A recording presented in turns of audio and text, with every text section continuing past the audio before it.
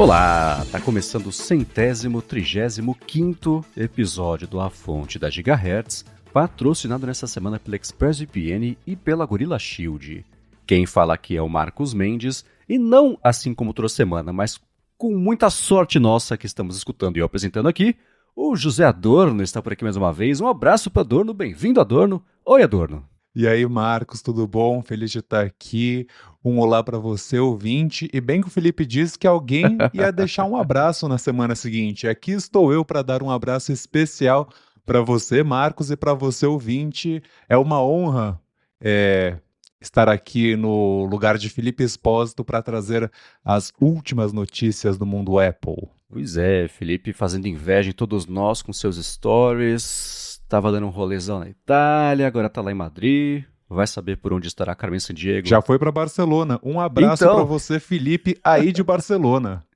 Boa, outra cidade legal, cheia de bar bacana.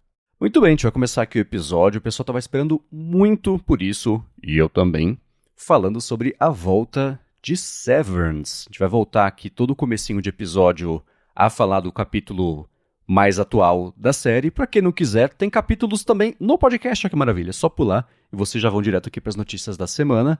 Mas depois de foram 3 anos de Severance fora do ar. Foram uns bons 6 meses aí de um hype aumentando. Fizeram aquela brincadeira na Grand Central Station em Nova York, com o elenco trabalhando nos cubículos de Severance de verdade ali. No mesmo dia, no dia seguinte, sei lá, teve Silo também, o personagem de Silo participou lá da NBA, viu o jogo do lado da quadra com a fantasia, com a roupa que eles usam lá. Ninguém deu a menor bola, porque parece que Silo deu uma decepcionada aí. Pô, fantasia não, né? Fantasia não. Os caras tava de fantasia mesmo, é isso aí, de roupinha de astronauta. Exato. E aí o pessoal falou, não rolou, mas é de Severance. E eu não sei como é que estava pra você, Adorno. Pra mim, eu reassisti a primeira temporada de Severance à frente aí da estreia da segunda temporada. Eu até brinquei na fonte passado, que bom que eu fiz isso, porque tinha um monte de coisa que eu não tinha a menor memória de ter acontecido. E uma coincidência, sei lá, curiosa, né, que Severance voltou, na verdade na quinta-feira à noite já tinha estreado, né, e na quinta-feira da semana passada faleceu o David Lynch, que é um dos caras que me fez interessar por cinema, e o Dante Gessulli do podcast TV Sem Spoiler, ele até fez um paralelo entre Severance e Twin Peaks, que é a série que... Bom, a série, né, do Lynch. E ele falou, se você curtiu Severance, se você curtiu Twin Peaks, Severance também essa pegada, você vai curtir também. E é engraçado que aqui em casa eu tentei fazer a Lari gostar de Twin Peaks, não rolou. Tentei fazer ela gostar de Severance, não rolou. Falei, bom, então tem mesmo esse paralelo aí. Mas voltou. Você estava tão empolgado quanto eu, ou não? David Lynch! Pois é. Bem, foram longos 3 anos, né, de ruptura.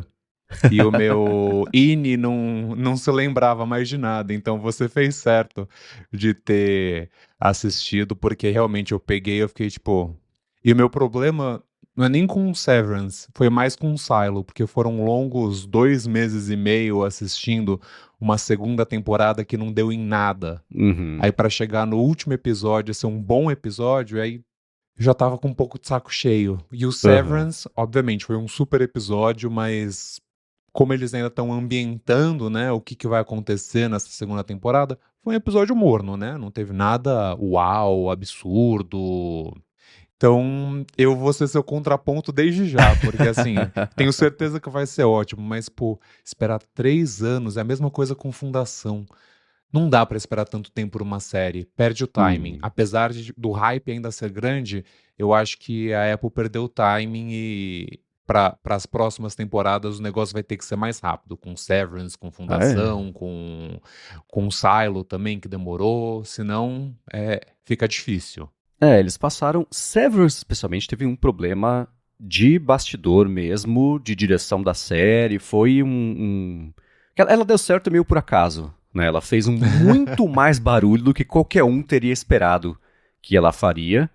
E teve mesmo desencontros criativos ali entre a direção para onde a série iria, etc. E tirando isso, teve o lance das greves todos que aconteceram aí faz...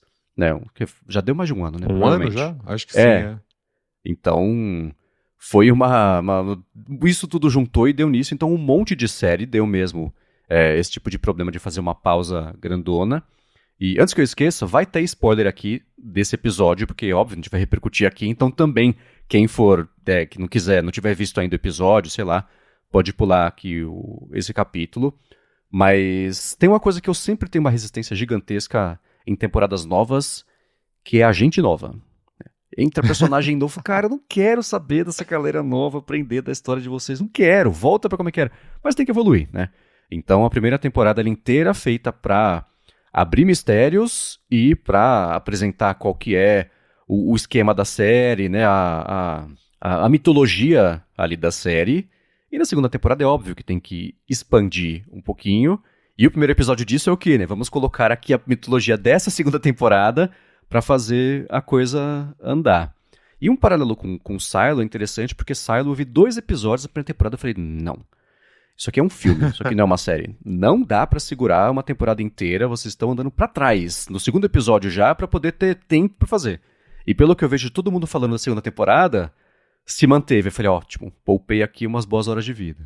Eu descobri que, na verdade, eles fizeram 2 temporadas em um livro. Por isso, eles esticaram até não poder mais. Uhum. Em vez de, assim, ser um livro por temporada, não, eles, se a gente pegar o primeiro livro e esticar o máximo possível. Por isso que ela é muito arrastada. Uhum. Se você pegar um vídeo aí no TikTok, hip, de 5 minutos, ele te explica a série inteira, você tá pronto pra ver o último episódio da segunda e já se preparar pra terceira. Então, isso sem dúvida é um problema. Mas vamos lá, pra mim correspondeu bem ao que eu lembrava não, né? Acabei de rever, mas a expectativa é esse primeiro episódio. Tem aquela cena que abre, que já é meio clássica, né? Do Mark S. correndo ali pelo corredor, numa cena que é pra ser ininterrupta. Ele falou que eles passaram 5 meses gravando essa cena. Tem tomada que ele tá fazendo ali na esteira, com tela verde, tem coisa que é correria mesmo de corredor, etc. Fica um tempão pra fazer. Ele termina aquela corrida e dá na sala de wellness, né? E falta só as portas e o quadro. Tá tudo lá, né? Você vê o interrompido no batente da porta ali. Então é óbvio que já é pra não tirar um sarro, mas tem um motivo pra terem feito isso, não só limpado a sala. A sala não é um cubículo branco vazio, né? Tem ali só o que tá fazendo falta. Aparece alguém lá no fundo, né, do quadro. Esse é o tipo de mistério que eu acho. Né, botar alguém no fundo só pra ser misterioso, que acho que não vai ter nada que explique por que a pessoa estava ali, o que aconteceu, mas é só pra garantir que ele tá lá, sei lá, né? Mas tem uma. Mais ou menos nessa hora, talvez seja um pouquinho pra frente, foi a primeira vez que mostraram como é que é do ponto de vista do INI, o trabalho, né? Ele entra no elevador, aí faz aquele efeito de que você tá voltando pra vida normal, e aí faz de novo o efeito do elevador e volta e ele tá lá, né? Foi a primeira vez que mostrou como é cansativo você ser um INI, porque não existe sono, não tem descanso, não tem nada. Seu corpo sentiu se você dormiu ou não. Você nem sabe se você dormiu ou não, mas é o tempo inteiro ali, né? Quem nunca voltou pro trabalho e falou, nossa, eu acabei de ir embora, eu já tô aqui de volta de novo, que inferno, mais 8 horas disso. Mostrou na prática, né? Como é que é uma coisa dessa. Não, isso foi muito bacana. E eu acho que eles conseguiram introduzir bem esses novos personagens. Eu sou péssimo de nome, então eu vou te dizer por associação o mais próximo. Eu adorei ver a Maybe de Arrested Development ali fazendo parte da nova equipe de Macrodata lá deles. Aham. E é isso, né? Severance dá essa sensação de que sempre tem alguma coisa te perturbando, né? Então sempre fica uma sensação estranha dentro de você. E sim, de fato, essa primeira cena foi muito legal. É interessante como eles dizem como eles estão mudando, né? E são vários paralelos que Severance faz com a vida real, né? De tipo, depois que deu merda, não, agora a gente mudou de verdade. Aí mostra lá o vídeo institucional dos 4, meio que recontando, né, a primeira temporada, de como eles destruíram a empresa, de como teve romance no escritório, e agora Aham. tudo mudou, né? Agora o andar lá tem privacidade, então tecnicamente não tem mais câmera, não tem mais microfone, tá tudo bem, eles meio que são heróis, tipo, fica ali uma ironia, e aí você vê que eles já começam a jogar um com o outro, né? Um dos personagens é levado pelo Mr. Milchick pra ver aquele centro de ver os familiares, então assim, Aham. aí já começa a criar as pequenas intrigas que daqui a pouco vai dar besteira. Sim, com certeza. E foi. Isso é legal que os personagens novos, né, que estão substituindo ele ali, tem ela que você. Ela fez que série que você falou? Arrested Development, Ah, que era pode uma crer. série da Fox e depois a É, Netflix. que a Netflix salvou, né? É, assim, salvou não, porque a série ficou 20 anos fora do ar, e eles falaram, vamos continuar aí. É uma das minhas séries favoritas, e assim, é Ok. o tipo de série que fica engraçada quanto mais você assiste. Uhum. A primeira Tá, vez você é. fala, pô, isso não é engraçado. Aí na 10ª vez você fala, meu Deus, isso é cinema puro. Ok. É, eu tentei ver, não foi muito pra mim. Mas ela tem o Bob Balaban, que é um ator super famoso de Hollywood também. E ele deu uma dica interessante, que falou, eu achei que eu fosse ser aposentado, só tô aqui num lugar diferente. Eu falei, será que isso é aposentadoria? Será que o Burt G, com a aposentadoria dele, vai ser a mesma coisa? Que é o Christopher Walken, que faz lá da parte de dados, etc. Vamos ver. É divertidíssimo que cada um deles tem uma história diferente sobre como é que era o hall dos CEOs antigos, né? O dela, eles mexiam animatrônico, do italiano lá, não, eram vassouras com cabos e só. Então, primeiro, vai saber o quanto disso é verdade. Em segundo lugar, se for mesmo, a gente vê que. Aí começa a ver a expansão de quais são os outros departamentos, a experiência dos departamentos. Será que o pessoal de Severance já passou por outros departamentos também e talvez não lembra, né? Se a série for pra, sei lá, clonagem, coisa assim, aí eu vou. Aí, não, eu espero que não seja coisas assim. Mas eu fico pensando que aquele chip provavelmente faz mais do que só separar a pessoa entre. Né, você ativar e desativar o chip, ela ter memória ou não, né? Na primeira temporada teve aquela mulher que deu à luz e não lembrava do parto, porque ela era severed, mas fora, né? Porque ela é mulher do senador, o senador apoia também. Então, dá pra expandir de vários lados. Eu espero que não tenha nada a ver com clonagem, nada assim. E uma última coisa sobre a primeira temporada que vale a pena ficar ligado é o seguinte, né? Tinha aquele segurança, o chefe de segurança, que era um cara super carrancudo, e aí um dia ele vai atrás do Mark S naquela escola abandonada, e tem a mulher que trabalhava em Severance, que ela que fazia mesmo o procedimento ali, e ela quer ajudar o Mark a desfazer, né? E ela usa um bastão de beisebol, e ela faz virar polpa a cabeça do cara. Será? E ela vem de trás, não mostra... o cara não viu que era ela que ia bater nele, né? Então, e ela garante que a cabeça do cara virou farinha, né? Então, pode ter alguma coisa aí sobre recuperação de memória, né? Você pegar a memória e implantar. Tem muita ponta que dá pra ir daí, né? Mas enfim, ele tá lá. Tem também a apresentação da personagem nova, que ela é. Agora que o Milchick virou o chefe do departamento, eles precisavam de alguém, né, um personagem novo, pra ser tipo o Milchick, pra deixar todo mundo ali, né, com a rédea curta. E é uma criança. No fim das contas. Aliás, é uma criança não, eu procurei. Essa atriz tem 18 anos, o que eu achei absurdo, porque ela parece ter 12, né? Que é a Miss Ela Huang. parece bem nova. É. Exato. E o que seria o oposto do Mr. Milchick? Um cara grandão, negro, daquele jeito, né? Com aquela cara que faz uma cara super amigável quando é pra cena, bota uma criança, né? Eu não sei a nacionalidade dela, vou falar oriental, mas não quero aqui ofender ninguém, né? Super séria, vai saber se o que tá na cabeça dela é uma criança super, né? Ou se é um adulto. Ainda também um pouco das minhas viagens aqui. Mas essa personagem eu achei divertidíssima pela pela quebra A de dinâmica, expectativa, né? né? É, sim. E as interações com o Adam Scott também são muito boas. O jeito que ela olha e ele olha pra ela de tipo, eu quero acabar com você, mas eu vou fingir que tá tudo bem. Os olhares que eles dão são Aham. muito bons. Realmente foi uma adição muito interessante. Vai ser legal ver como que ela vai seguir, né? Porque, por exemplo, quando o Mike sai correndo e entra na sala do Milchick pra falar com o conselho, Aham. ela não faz nada, né? Ela só, tipo, você não pode estar aí.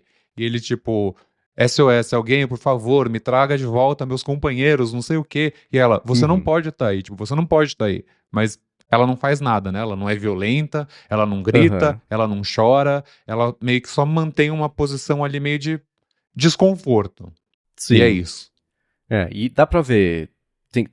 O olhar dela, né? É muito expressivo durante todo. Eles valorizam muito isso. A hora que o elenco tá entrando no break room, que ela não mexe a cabeça, só vê ela acompanhando com os olhos cada um deles entrando ali. Ela tem um olhar, né, de julgamento e de muito expressivo. E dá pra ver uma tensão grande entre o Milchick e ela, o que é interessante também, né? Porque ela tá ali como subordinada dele, mas ela tem algumas desobediências pequenininhas, o lance do joguinho que ela guarda ali, o joguinho de água, que...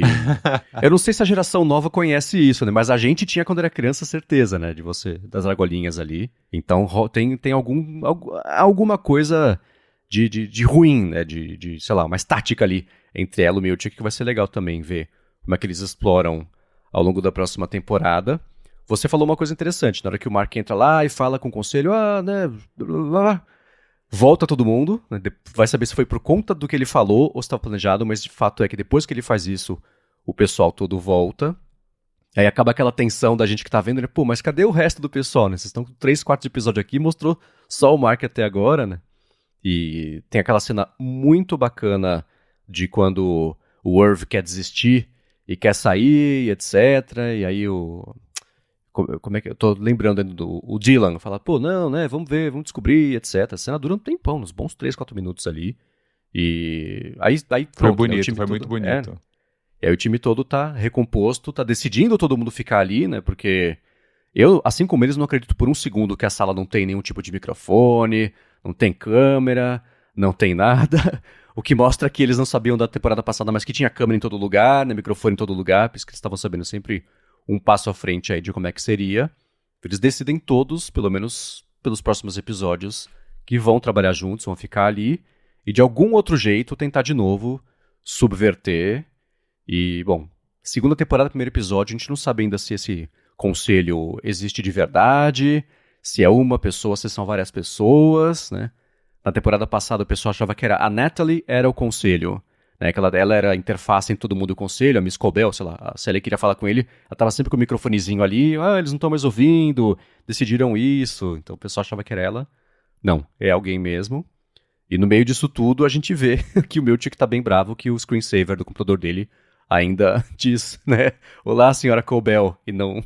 Olá, E quem senhor nunca, Miltic. né? Porque no fim das contas também, eu acho que essa que é a graça de pegar esses ambientes de trabalho, e são coisas que realmente acontecem, né? De tipo, o cara é promovido, mas foi promovido estranho, mas não tem as credenciais, ou Uhum. fica com essa sensação que você falou, né? Pô, tô sempre trabalhando, não sei o quê. Então acho que esses paralelos que a série faz com a nossa vida também é muito bom. Bom assim, né? Bom, a gente tem vontade de chorar, mas é muito bem feito. Exato. Então foi, eu acho que o resumão do episódio, assim, vamos todos reaclimatar aqui com como é que é estar dentro da empresa e relembrar como é que foram os personagens. Tem um quê também de relembrar para o pessoal que não reassistiu a primeira temporada para, né, lembrar as relações de todo mundo, falar o nome de todos os personagens, do cunhado, né, que fez o livro, Ainda né? bem, porque foi isso, eu não lembrava de nada. Você devia estar tudo fresco. Você falou da cena da mulher lá que bateu na cabeça do outro com o taco de beisebol. Nossa, é verdade. Então. Então, pelo menos eles fizeram esse trabalho aí de tipo, olha, vou pegar na sua mão, lembra que faz 3 anos, não sei o quê. Uhum. Então foi bom, foi bom. Foi um bom episódio, foi um bom É. começo. Melhor que Silo. Isso eu não tinha dúvidas. Eles até brincam com o fato de que demorou muito, né? Porque quando o Miltic entra ali e falou, Mark, it's been a minute, assim, já faz um tempinho, né? E aí até falam, então, pra você, lembra, tinha que lembrar disso, né? Acabou, pro Mark, a hora que ele entra, ele tá no elevador, entra correndo pelos corredores, faz um segundo que ele tava na festa do livro e do Dylan lá, tava com um problema, desativou, né? Porque o Miltic atacou ele, desativou. No segundo seguinte, ele tá ali no elevador e tá acordando ali. Por isso que ele saiu correndo pra trás do que ele acabou de descobrir que é a esposa dele. E as portas não estão mais lá, né? Porque pra eles, faz 5 meses. Né? O tempo que se passou de verdade tem 5 meses entre uma coisa e outra. E eu não lembro quanto, se eles até falam nesse episódio, mas deve parecer, tipo, sei lá, uma semana, 2, entre ele voltar e o resto dos colegas de trabalho mesmo dele voltar, né? Então ele ficou ali nesse limbo durante esse meio do caminho, tentando costurar essa volta. Então brinca com esse negócio de que a passagem do tempo é uma coisa que é relativa até para as pessoas que estão lá dentro, né? Na primeira temporada tem um episódio que eles falam assim, que o Mark, ele finge que tá doente pra ir atrás do colega dele que também tava severed, que acaba morrendo, etc. E tem um dia que ele falta no trabalho, né? E aí no dia seguinte, quando ele tá no trabalho, o pessoal fala, pô, você não veio ontem. Ele fala, é? Não, você falou que estava doente e você não veio ontem. Ele não sabe, né? Se ele veio ontem ou não, quanto tempo faz, não tem fim de semana, não tem feriado, não tem férias, né? Então isso é uma coisa que ainda Mas a série faz um trabalho muito bom de não explicar além da conta essas coisas. Podia ser muito fácil falar, deixa aqui, vamos explicar pra você o que você já sabe pra explicar pra quem tá assistindo, pra entender o que tá acontecendo. Não. Eles fazem Mas de jeito... não, não tem essa exposição feia, né, do tipo, há quanto tempo somos irmãos, né? Eu sempre brinco com essa frase, que é até clichê lá de Hollywood disso, né? Você tem jeitos tão melhores de falar pra plateia explicar alguma coisa. Mas olha, pra mim, correspondeu. Esse episódio podia ser um episódio da primeira temporada. E isso é um elogio. Talvez seja um mais do mesmo, mas pra mim é que nem o álbum do AC/DC. Todo álbum é idêntico, mas todo álbum é bom.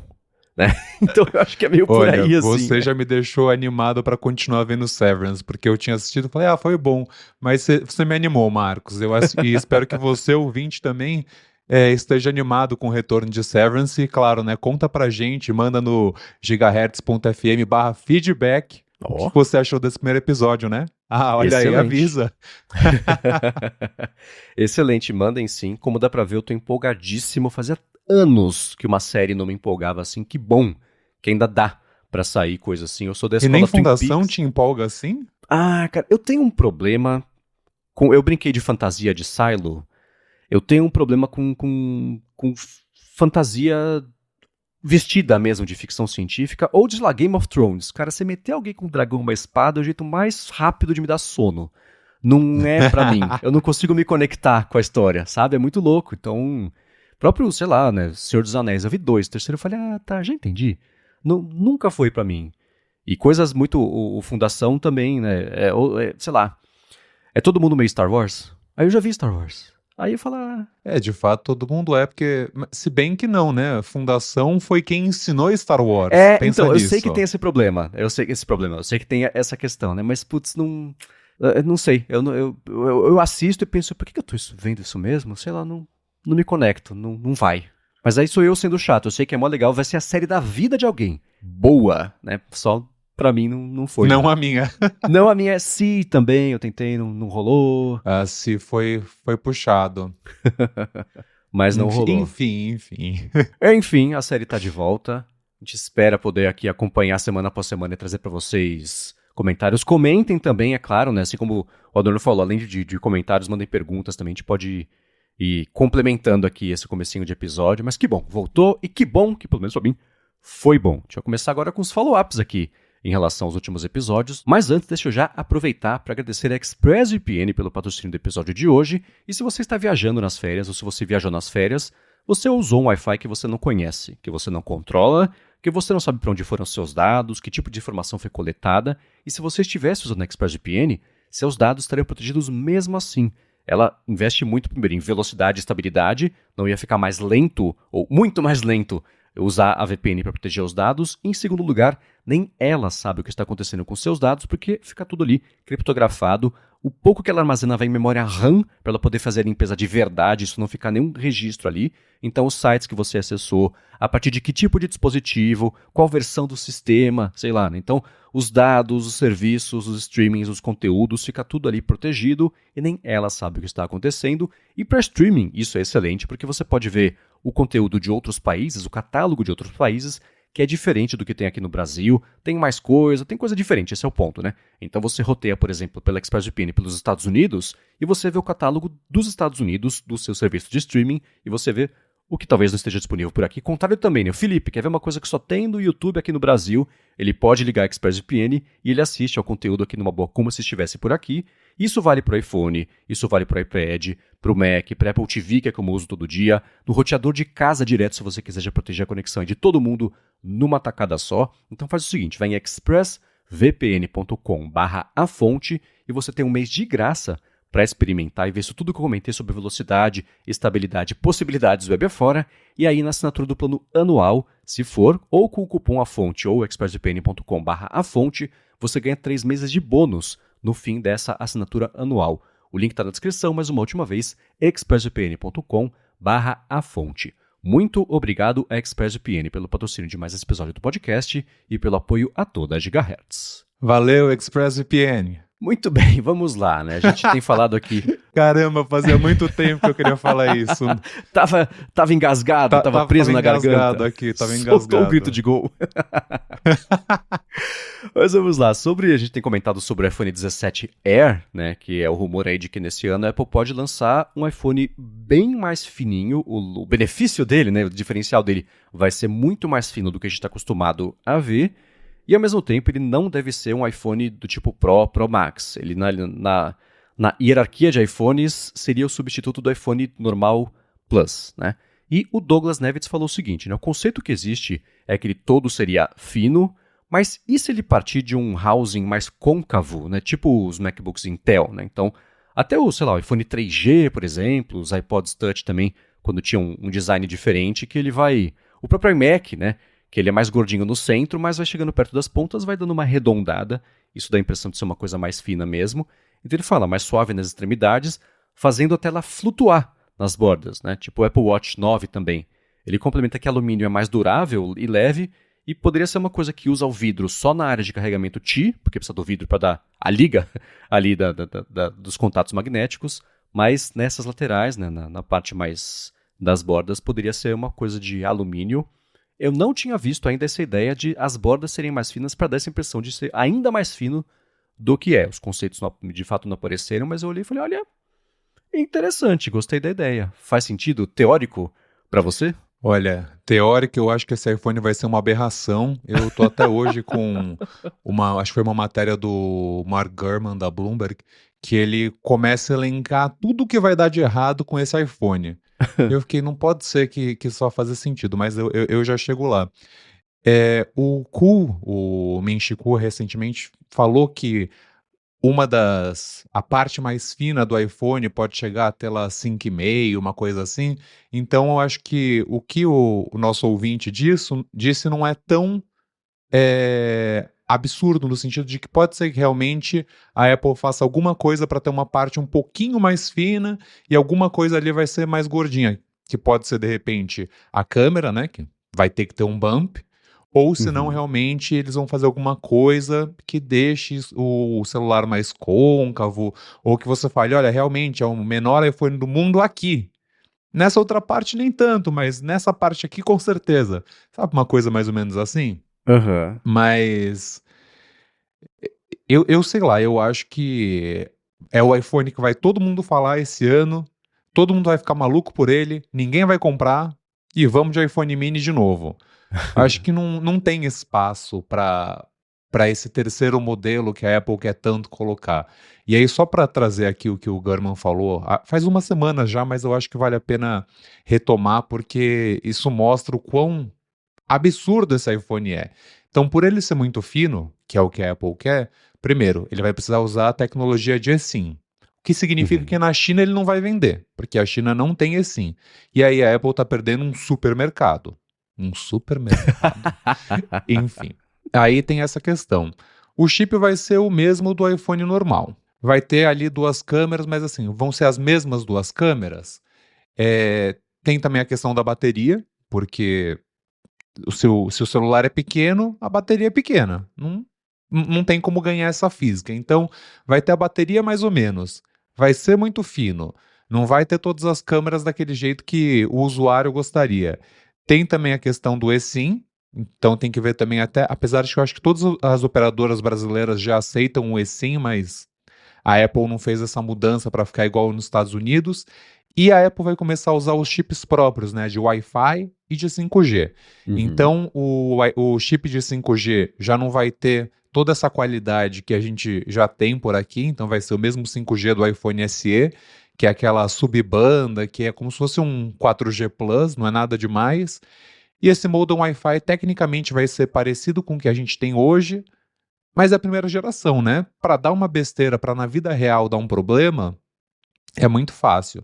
Então, às vezes, não sei, me parece que a Apple pode fazer o iPhone 17 Air para os Estados Unidos e mercados selecionados, sabe? Porque vai ser muita dor de cabeça. Mas aí Aham. tá trocando 6 por menos de meia dúzia. Então, não sei, por enquanto eu ando contra o iPhone 17 Air, eu não acho que o negócio vai ser tudo isso. Mas, né, vamos acompanhando os rumores e ver para onde a gente vai. É um excelente ponto que esse iPhone, ele é a nova tentativa da Apple de fazer um iPhone diferente, encaixar nessa linha de 4 modelos de um jeito que ele tem um apelo por conta própria, né? Porque se você tem... E aquela escadinha não só de benefícios e de tamanho, mas de preço também. A Apple brinca e combina essas variáveis todas para direcionar um pouquinho, geralmente, a demanda para os modelos Pro, né? Porque acaba compensando mais para ela, não só porque o faturamento é maior, mas porque aí você garante muito mais a fidelidade das pessoas, que ela vai ter mais recurso para aprender ali, e isso entra a parte de ecossistema. Quem tem um iPhone Pro provavelmente vai ter um iPad encostado ou usando, e aí a pessoa já tem os dois, vai ter um Mac também. Então isso é sempre a gravidade empurrando para cima, na verdade. A pessoa não só para gastar mais, para consolidar ela ali. Sobre a China, esse é um outro ponto interessante, é que assim, ela pode muito bem achar um jeito de fazer ele ter as gavetinhas lá, assim como tem hoje, lá no iPhone da China tem as gavetas para não poder ter o eSIM.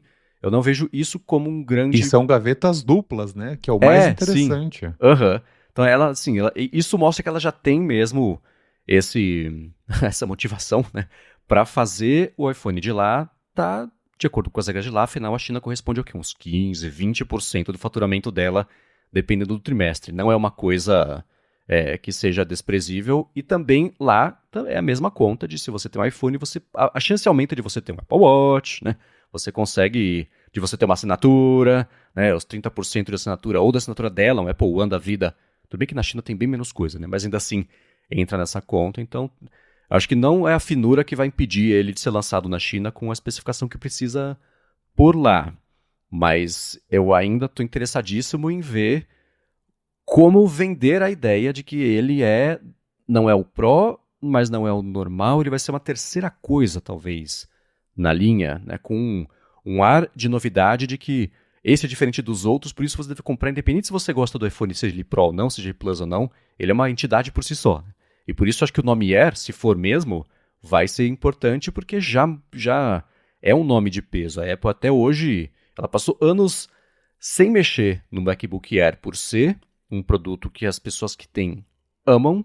É uma anedota? Mas ainda assim ela é uma indicação de alguma coisa, né? O Otto Mosberg, jornalista das antigas aí, aposentado hoje já, ele fala, né? Ele deu uma entrevista recente e ele falou recentemente, eu tenho até hoje um monte de MacBook Air lacrado na caixa aqui, porque o que eu tenho quebra, eu só tiro da caixa e uso outro. Porque eu gosto tanto desse computador, então as pessoas são apaixonadas mesmo por esse computador. E do lado dos iPads, a marca Air, eu não sei se ela é tão forte assim, mas eu acho que é muito mais um problema da linha de iPads, do Bololô, que é essa linha. E no iPhone, vamos ver se vai ficar mais próximo da linha de Max, e o Air vai ter vai significar alguma coisa ser um Air, ou se vai ser próximo da linha dos iPads, que eu sempre comento aqui que o nome pouco importa. Você compra o iPad, ele tem teclado, ele tem o Apple Pencil, as funções são meio funcionalidades, né, meio parecidas também, então eu acho essa linha mais embolada. O normal, o Air e o Pro, aí você tem o Mini também, aí você tem tamanhos diferentes, teve um tamanho diferente, tinha a função diferente, zona, né? Ano passado, de acordo com o Gurman, a Apple ia simplificar essa linha, não me parece que teve a simplificação, não me parece que teve muita coisa, na verdade, né? Mas ainda assim ela segue existindo. Mas eu acho que é essa ideia que o Douglas deu de talvez ele ter esse design um pouquinho mais de travesseiro, né? De sabonete usado, né? Então nas bordas ali ser mais fino, porque aí dá mesmo a impressão, né? Quem teve um iPod Touch sabe disso, que parece que ele era uma plaquinha de vidro, né? E não, ele tinha a mesma, às vezes ele é até mais gordinho do que um iPhone, mas as bordas mais finas dão mesmo a impressão de que ele é muito mais fino. Então, a ideia eu gosto.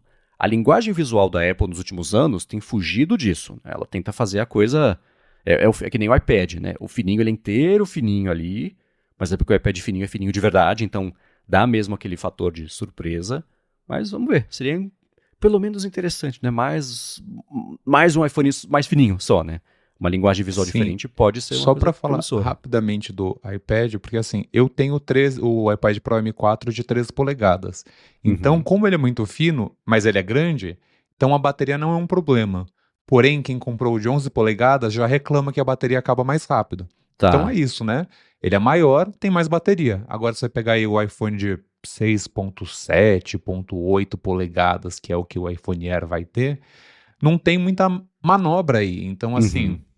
aquela coisa, a Apple já falava no iPhone 15 Pro que o iPhone 15 Pro já tinha o dobro de bateria da geração anterior, né? Que em vez de aguentar 500 ciclos, aguentava 1000. Mas Aham. o iPhone tinha um péssimo chip que aquecia, que fazia você gastar mais bateria, o que te fazia carregar mais o celular. Então, assim, quem passou um ano inteiro com o iPhone 15 Pro, hoje em dia já está com 86% de carga máxima. Então, não ficou muito diferente, né? Dobrou a quantidade de ciclos, mas as pessoas tiveram que carregar 2 vezes mais. Então, eu acho que esse é um problema que o iPhone 17 Era vai ter, e ele só vale como protótipo de um futuro de foldable, desses celulares dobráveis, mas assim, chega da Apple ficar vendendo protótipo para o consumidor, né? Porque tá parecendo isso, parece que a Apple tá sempre vendendo produto beta, produto que não tá pronto, software que não tá pronto, então cadê aquela atenção aos detalhes, aquele cuidado que a empresa era tão valorizada por ter, né? Uhum. Bom ponto também. É claro que quem também tem impressões sobre isso, gigahertz.fm/feedback. Agora eu comentei sobre o lance do primeiro iPhone, né, e do primeiro iPod Touch, etc. Na semana passada, eu e o Felipe, a gente falou sobre, né, o lançamento, né, o anúncio, na verdade, do primeiro iPhone, completou 18 anos agora, e como é que foi nosso primeiro contato com isso. Eu quero saber do Adorno também, como é que foi o primeiro contato. Uma coincidência nada a ver, mas eu achei curiosa, tá? Eu falei de um amigo meu que trabalhava comigo na época lá da agência, foi por conta dele que eu tive contato com o primeiro iPhone. A gente não se falava há uns bons 5 anos, porque a vida acontece, a gente distancia, né? Naquela segunda-feira, ele me mandou uma mensagem. Oi, como é que você tá? Vamos sair. Eu falei, cara, que loucura, né? Como o universo conspira às vezes. Mas eu só achei coincidência interessante trazer aqui que o cara me mandou mensagem do nada. Nem escutou o podcast, mas mandou depois de muito tempo a gente sem se ver. Enfim, a Primansur falou o seguinte, né?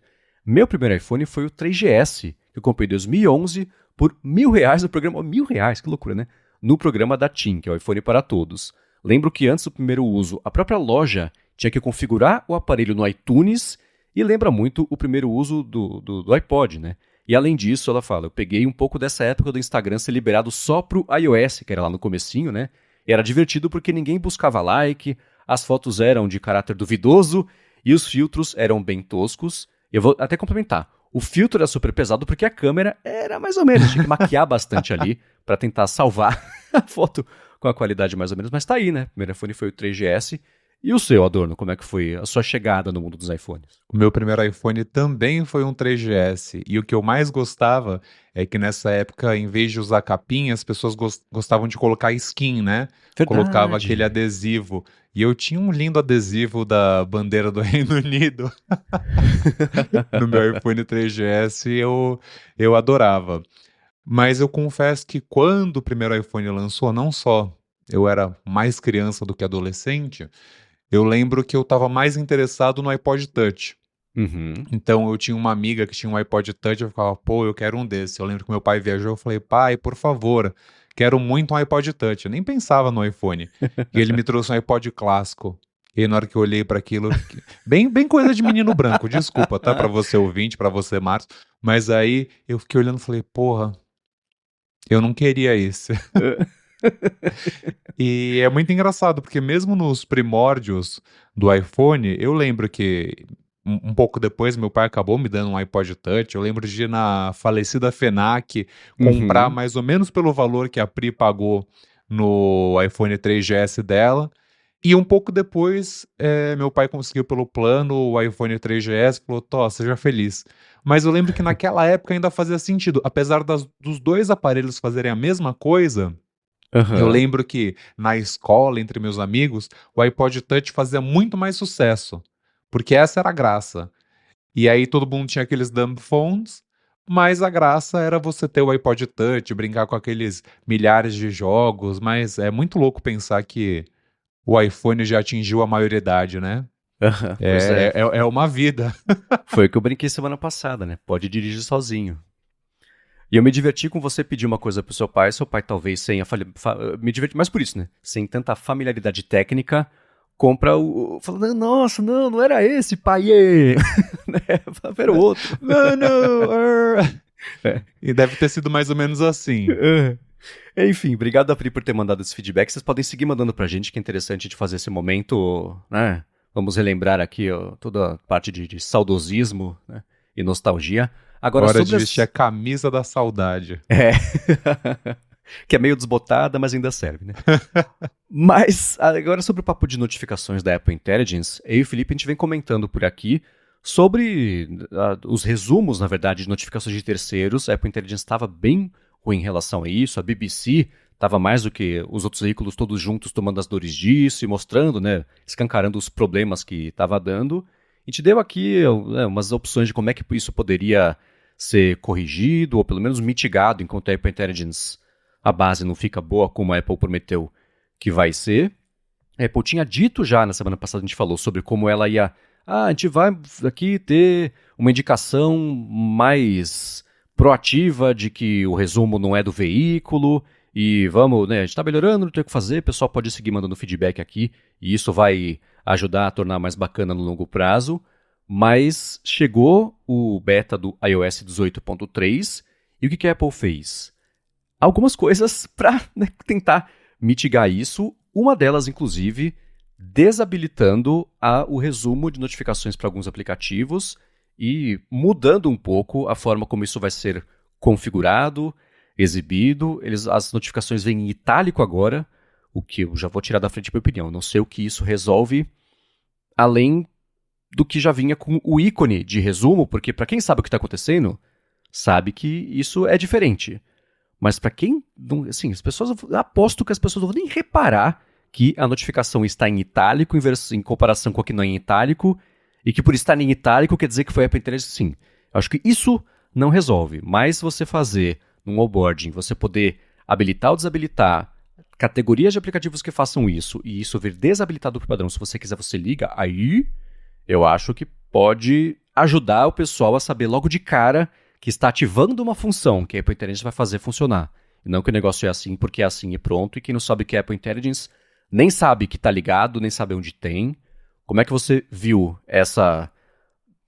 Eu acho que é um ajuste temporário, mas essa atitude que a Apple tomou, no beta por enquanto, para tentar mitigar um pouco desse problema. Eu acho que o itálico, como você disse também, não resolve nada, não muda nada. E no fim das contas, a Apple vai ter que lidar com a IA dela alucinando, né? A Joanna Stern, do Wall Street Journal, também vira e mexe, ela posta lá no Threads. Olha aí o Apple Intelligence falando que eu tenho um marido, né? Toda hora esse marido aqui que me manda mensagem, pô.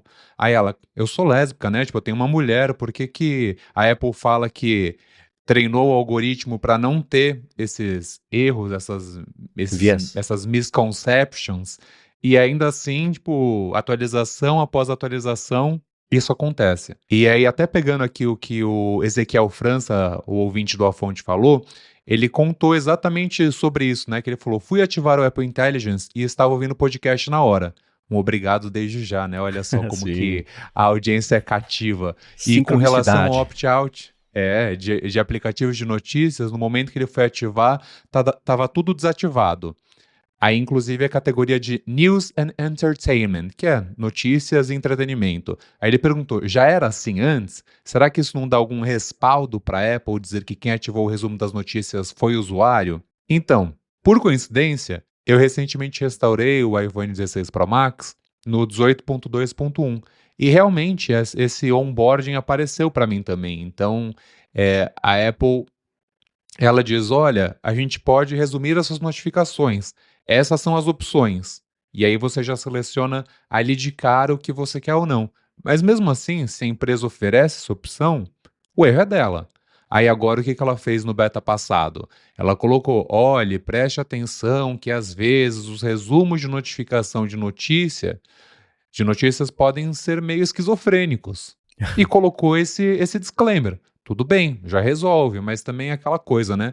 Aquelas mensagens que aparecem muito no Twitter de tipo, namorada diz que está brava, terminou com você. Só que em inglês, né? Tipo, é mais ou menos isso. Então, assim, é legal que tem, mas não funciona direito e agora a Apple deixou claro que não funciona direito. Então, assim, a empresa poderia dizer também, mas vocês esqueceram que o Apple Intelligence está em beta? Então, assim, desculpa eles sempre vão ter.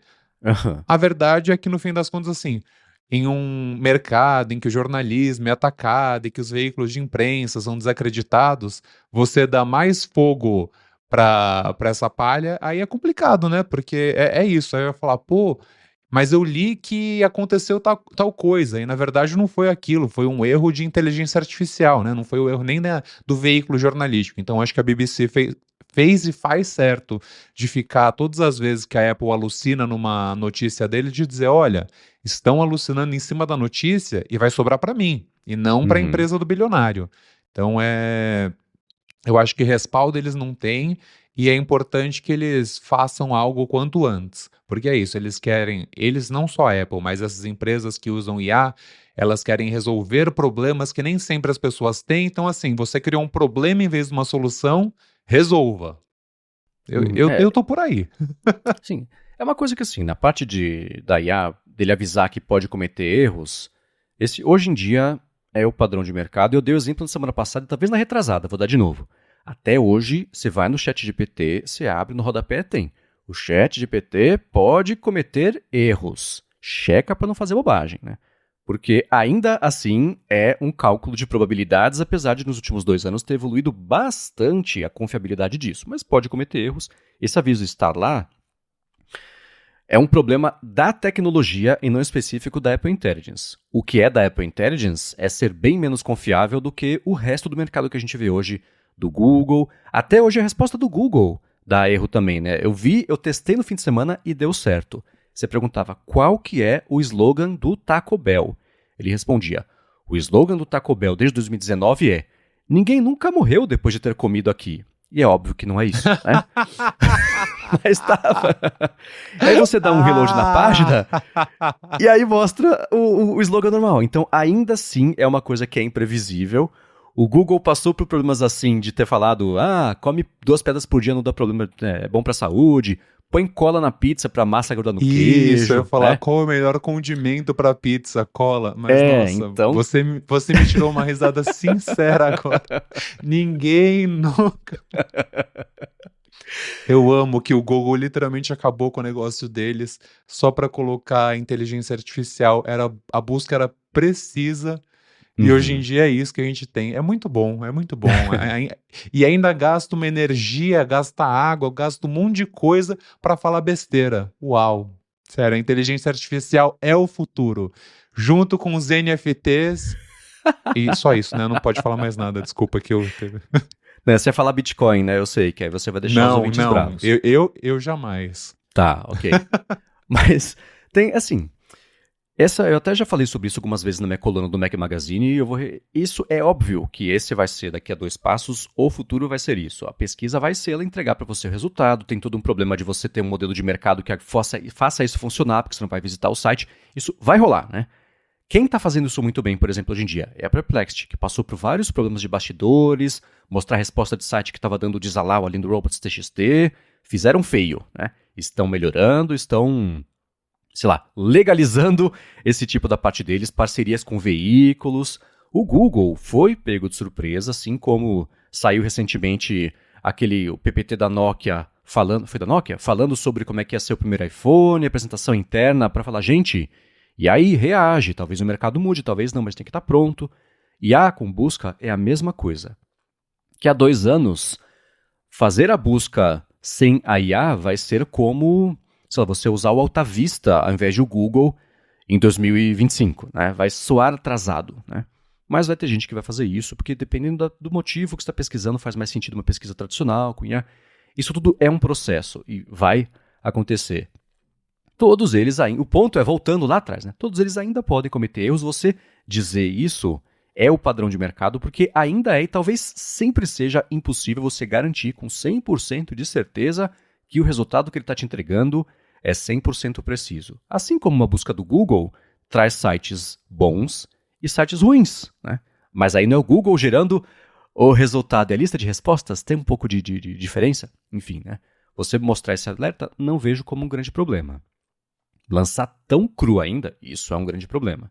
Então, só para passar a informação completa aqui, nesse beta, do terceiro beta do iOS 18.3, o que mudou? Está aqui na lista do site do Notify Mac, vou deixar o link também na descrição, né? Quando você habilita o resumo de notificação, Ele vai dizer que, assim como todo o resto das IAs da Apple, é beta. Beleza. Você agora consegue desabilitar o resumo de notificação por aplicativo, direto na tela bloqueada, na central de notificações, arrastando ali, né, para a esquerda que você arrasta, aí clica, vai em opções, clica não, toca, enfim, né, em opções e habilitando a opção desligar os resumos, né. Na tela bloqueada, os resumos de notificação vão vir em itálico, né, para distinguir de notificação normal. Foi o que eu falei que eu acho que não fazer, o pessoal nem vai perceber que está em itálico. E nos ajustes, no aplicativo de ajustes, a Apple agora avisa que as notificações podem conter erros. Então esse é o pacote do que ela fez. Para quem tem familiar, aqui vai demorar, né? A hora que sair o 18.3 de verdade, né? E as pessoas tiverem isso habilitado, chega no almoço de família e fala assim, alguém reparou que as notificações vêm em itálico? Você sabe me dizer qual que é a diferença do itálico para não? O pessoal não vai nem reparar que tem o ícone de resumo, muito menos saber o que quer dizer. Então eu acho que esse mas é ela tentando, tá errando ao vivo, assim como todo o mercado tem feito com IA, porque todo mundo tem que lançar rápido e melhor do que lançar bem. Aparentemente essa é a conta. Não é o que deve acontecer, mas é o que está acontecendo. Então tá aí, esse é... E, Marcos, é muito engraçado, desculpa alongar, mas é porque a gente vive num mundo de louco, né? Porque se você for pensar, o Apple Intelligence está disponível para iPhone 15 Pro e para a linha do iPhone 16. Tirando nós, malucos, que consumimos essas coisas, e você ouvinte com todo respeito, mas se você mandar no grupo da família, a sua tia com o iPhone 11, o seu tio com o iPhone 12, aquele seu primo que tá com o iPhone 8 porque tá, tipo, torcendo pra alguém trocar de celular. Então, assim, é, é ainda uma base de usuários muito pequena, né? É que é isso. Somos nós que estamos ativos nas redes sociais e comentando e pegando cada negocinho, mas é isso. Até o consumidor, esse fantasma do consumidor descobrir, a Apple provavelmente já vai ter resolvido, né? No sentido de, tipo, hoje a solução é essa, mas quantas pessoas de fato vão ver e o dia que elas ativarem o Apple Intelligence, o dia que chegar em português, abril, né, que é o que a gente está esperando, provavelmente já vai estar em outro patamar, mas é muito engraçado porque é isso, né?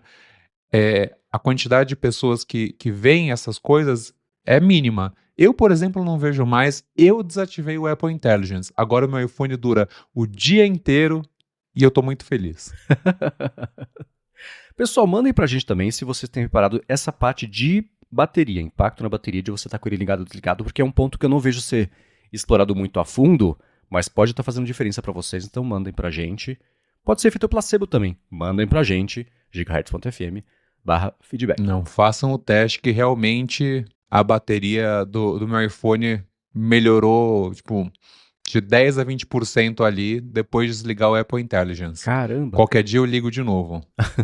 Agora, um outro ponto que o Felipe trazemos aqui com frequência é sobre, ele publica sempre no 95Mac, a matéria com os dados da Just Watch a respeito do market share, na distribuição de mercado e adoção dos diferentes streamings, né?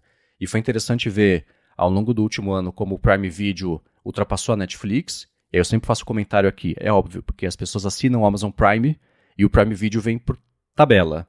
Aposto que muita gente que assina o Amazon Prime nem sabe que tem acesso ao Prime Video, mas ainda assim, eles contam como usuários, porque na verdade são, né? Então eles estão de brinde aí. E foi interessante observar como, nos últimos trimestres, a Apple TV veio perdendo bastante em representatividade de mercado. Eles atingiram, de acordo com o levantamento deles aqui no último relatório, tinha sido o pior, ou talvez o segundo, não, foi o pior market share que eles tiveram até hoje, né? Então isso quer dizer, lançamentos, entenderam, né? Num passado recente aí. E na situação oposta, a categoria Outros, ela vinha crescendo bastante e deu uma desacelerada, porque os principais voltaram a crescer. Você vê o Max voltando a crescer, Hulu voltando a crescer, Disney Plus está meio estagnado, mas o Hulu e Disney é a mesma coisa, então o bolso sendo, né, preenchido, recheado, acaba sendo o mesmo. E a Apple TV, acho que com as estreias mais recentes aí de Silo, do próprio Severance, conseguiu dar uma recuperada aí no interesse. E o Peacock, coitado, que é da NBC, segue lá na rabeira, mas tem representatividade suficiente para não entrar em outros, né? Categoria outros, que é no que não para de aparecer streaming, né? Isso que é uma loucura. Segue crescendo, mas ainda assim está com 4%. O Apple TV Plus, por exemplo, está com 7%. Isso no mercado dos Estados Unidos, né? Então é um terço aí do que uma Netflix tem, por exemplo. Mas faz sentido essa não sei, especialmente a categoria outros me chama atenção, porque ela segue crescendo, porque não para de... Todo mundo tem agora que fazer o seu streaming, o que é bem diferente da época de Netflix reinando sozinha, porque era mais barato jogar na Netflix e conseguir um pouquinho de porcentagem de direito de distribuição em cima disso. Espero que o streaming do SBT esteja entre outros. Vai que tá fazendo sucesso nos Estados Unidos. Né? Mas agora eu fiquei na dúvida, o Hulu não acabou ainda? Ou foi só aqui no Brasil que eles já mataram o Star+, já jogaram junto com o Disney Plus? Porque eu já achei que o Hulu tivesse sido integrado ao Disney Plus. Aí realmente, né, faria a Disney ser o grande vencedor da corrida dos streamings, né? Seria o maior. Ele tava pra... Lá eles estão no processo também de fazer Tá no processo. essa junção, virar tudo uma coisa só. Assim como o Fax, né? O Max fez com o HBO Max, enfim, né?